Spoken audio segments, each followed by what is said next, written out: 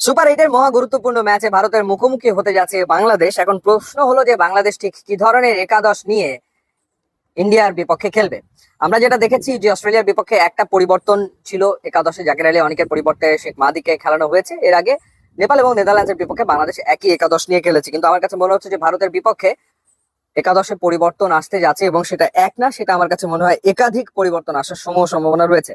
যেমন শরীফ সুস্থ হয়ে গেছে, শরীফ ফিট হয়ে গেছে, এখন শরীফকে অস্ট্রেলিয়ার বিপক্ষে আসলে খেলানো হয়নি।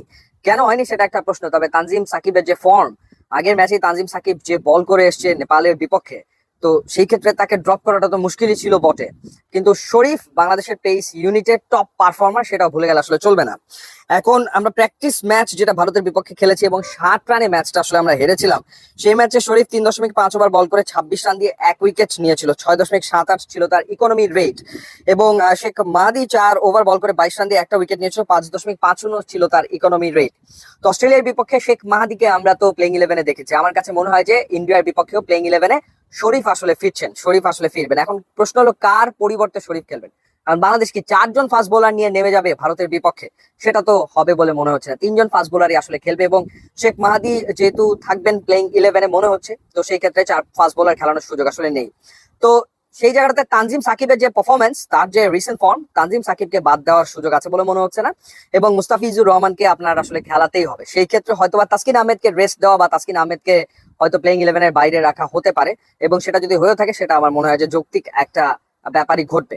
এটা গেল একটা পরিবর্তন। আর একটা পরিবর্তন অবধারিত মনে হচ্ছে, সেটা হচ্ছে ওপেনিং স্লটে, যে জায়গাটাতে আসলে তানজিদ হাসান তামিমের উপরে আস্থা রাখা হয়েছে এবং ব্যাক টু ব্যাক দুটো ম্যাচে 0 রানে আসলে তিনি আউট হয়েছেন।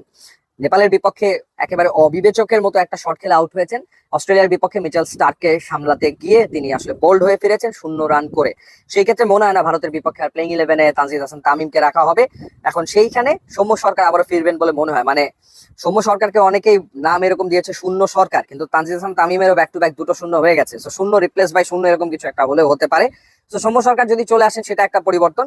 ব্যাটিং অর্ডারটা প্রবাবলি যদি এরকম হয়, সৌম্য সরকারের সাথে এই ম্যাচে লিটন কুমার দাস ওপেনিং এ নাজমুল শান্ত, নাম্বার 3-তে, নাম্বার 4-এ যদি তাওহিদ হৃদয় খেলে থাকেন, number 5-এ Shakib Al Hasan, number 6-এ Mahmudullah Riyad, number 7-এ গিয়ে রিশাদ হোসেন, নাম্বার 8-এ গিয়ে শেখ মাহাদি, এরপরে নাম্বার 9-এ গিয়ে তানজিম সাকিব, নাম্বার 10 পজিশনে শরীফুল এবং 11 পজিশনে মুস্তাফিজুর রহমান।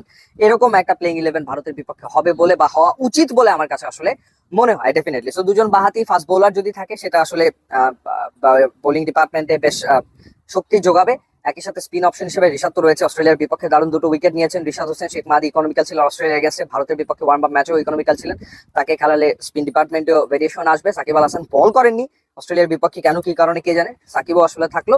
এবং সৌম্য সরকারকে নিলে আপনার যদি প্রয়োজন পড়ে, একটা ওভার হয়তো বা দুটো ওভার কাজে লাগানো যেতে পারে সৌম্য সরকারকে। সো আমার কাছে মনে হয় যে প্লেইং ইলেভেনটা ভারতের বিপক্ষে এরকম হওয়া উচিত। এখন আপনি কি মনে করছেন, আপনার মতে প্লেইং ইলেভেন কিরকম হওয়া উচিত? ডেফিনেটলি সেটা জানাবেন।